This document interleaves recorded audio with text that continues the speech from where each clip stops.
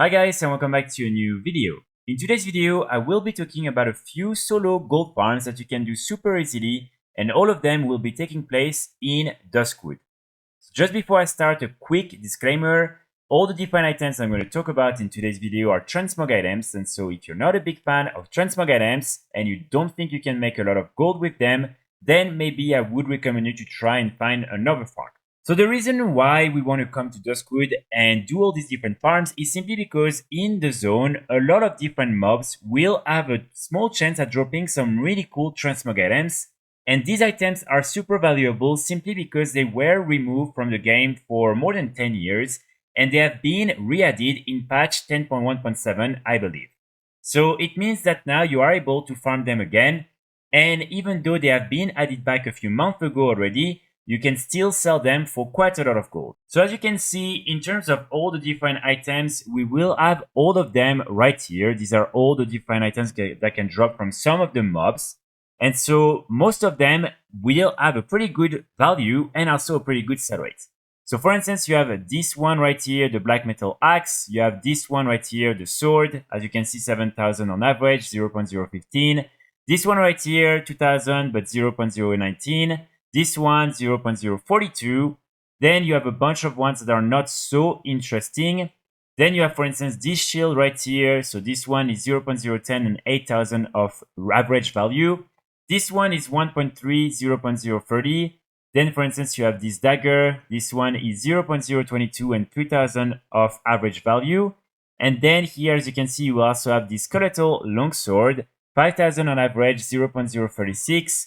And also the Venom Webfang 0.07. And again, this is something that can sell for up to 2,000 gold.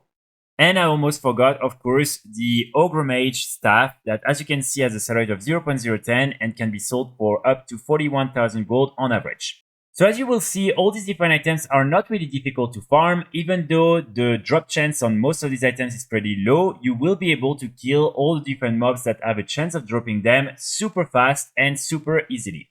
So let's start with the black metal greatsword. In order to get this weapon, you will have to go in that part of Duskwood and you will have to kill all the different mobs that are here. They are called the fetid corpses. And you will probably have around 15 to 20 of these mobs at the same time, so you can kill all of them. The only issue with these mobs is the fact that they don't respawn super fast, so you will have to wait a little bit in between the different spawns. But what you can do is, of course, just kill the different mobs, and as you will see, you can move to another area where you have more mobs that can respawn more easily. So then, for this weapon right here, the skeletal longsword, you will have to come in that part of Duskwood, and here you will have some skeletal mages and skeletal warriors, and basically it will drop from the warriors. So what you can do is we just go around, kill all the different mobs, including also the mages. I believe they will have a chance at dropping this stuff right here that is not worth a lot, but as they probably share part of the respawn timer, you want to kill all of them. And these mobs respawn super fast, so personally I got the sword after 4 minutes of farming. Maybe I was a little bit lucky, but normally this one should not be too difficult. After that, in order to get the Ogre Mage staff and also the heavy Ogre War Axe, you will have to come in this part of Duskwood, Vogel Ogre Mound. And here you really want to kill all the different ogres that are located outside of the cave and also inside of the cave. So these different ogres respawn pretty fast, and so you can really just keep farming them again and again. This stuff is really hard to get, but again, it's definitely worth it because as you can see, it's a unique appearance and it's worth a lot of gold. Finally, after that, for these different weapons right here, the black metal axe, the black metal short sword, the metal war axe, and also the green carapace shield, you want to go in this part. And here you really want to kill all the different mobs and also the spiders that are around this area. So normally it's pretty easy to kill all these different mobs. Again, they respawn super fast. You will only find the different spiders outside, but one thing you can do is go inside this little crypt right here. And as you can see inside, you will be able to find tons and tons of mobs. So you really want to make sure to clear all of them, and they will all have a chance at dropping the 3 different weapons. One thing that you want to avoid is killing the big leash elite guy that is inside of the crypt. simply because if you do that, all the different mobs will despawn. So really just kill all these different mobs inside of the crypt, and then you want to make your way outside, kill more mobs there, including the spiders, and then wait for all the mobs to be spawned again inside of the crypt. Next to that, you will also have in the zone a bunch of rares that can drop some pretty interesting items, so I would also recommend you from time to time to try and check if they're up. The first one on our list is Fenros. Fenros will have a chance of dropping this bow right here and also this headpiece. And as you can see, both of them are worth probably around 3.5k on average with pretty good sell rates. Then you have Lord Manathorn that will have a chance of dropping this cloak right here. Not so interesting, but 4k on average. Then you have Lupos that will be dropping a cloak and also this really interesting staff. 0.010 of sell rate and 7.2k gold on average. Then you have Marina who will be dropping this mace. 17k gold on average and 0.08 of sell rate. And then you will also have Husk of Naraxis that will drop from Naraxis. And also this Fang. So as you can see, both of these items are pretty good. And the last one is Nefaru that will also have a chance of dropping this really cool chest piece and also this shield. In order to track all these different rares, you can simply download the add-on Rare Scanner. And as you can see like that, when you go on your map, you will be able to see where all of them are located. And also, for instance, when you click on them, you will be able to see exactly where they're moving if they're not mobs that are only in one location. So for instance, you have Fenros that will be located all around this area. Then you have Lupos that will be located all around here. Then you have Therapies that will be either here or here. Then you have Marina that will be in this space right here. Then Naraxis will be inside this little cave over there. Nefaru will be in the cave right here. Marus will be all around this area.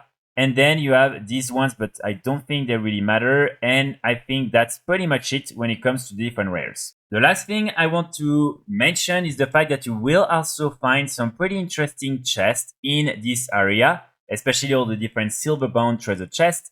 And so, again, if you have the chance of finding some of them, make sure to take the loot from them because sometimes you can also get some really good world BOEs that can be sold for a lot of gold. And here again, if you want to have these little icons that appear on your map, what you can do is download the add-on Gathermate, and here you can just tick the option Always Show Treasure Nodes, and as you can see, you will be able to see all of them on the map.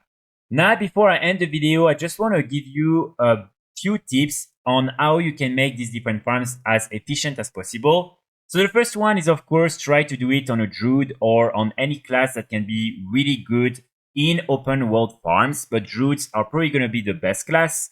Also, if you can, try to get a speed set because like that you will be able to do these different farms super fast. As you can see right now, this is my normal set. I have 15% of speed, and if I equip my speed set, I have now 35%, and so this is really something that will help you a lot. Also, and this is something that is very easy to do, just buy some of these fried bonefish from the auction house, and like that, each time you kill a mob, you will get a little speed buff for 5 seconds. So really just make sure to get the food, eat it, and get the buff. And like that, you will be able to be even faster. Finally, also for most of these different farms, it's very useful to create some macro in order to really target all these different mobs easily and then just spam your different buttons or abilities and kill them as fast as possible. And what you can do really is each time just keep the same macro and just change the name of the mobs that you're targeting. And like that, you can just adapt your macro again and again. You can also just create different macros for each of these different zones, but it's up to you to see what you prefer.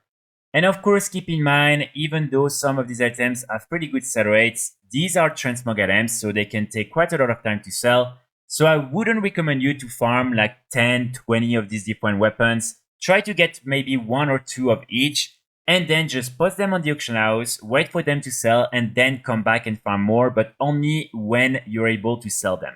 There is no point in farming 20 of each of these different items. It's not really worth it. So that's pretty much it for today's video. I really hope you will be able to make some gold with all these cool items. I will be back very soon with more guides and more videos, and in the meantime I wish you all a great Sunday. Bye!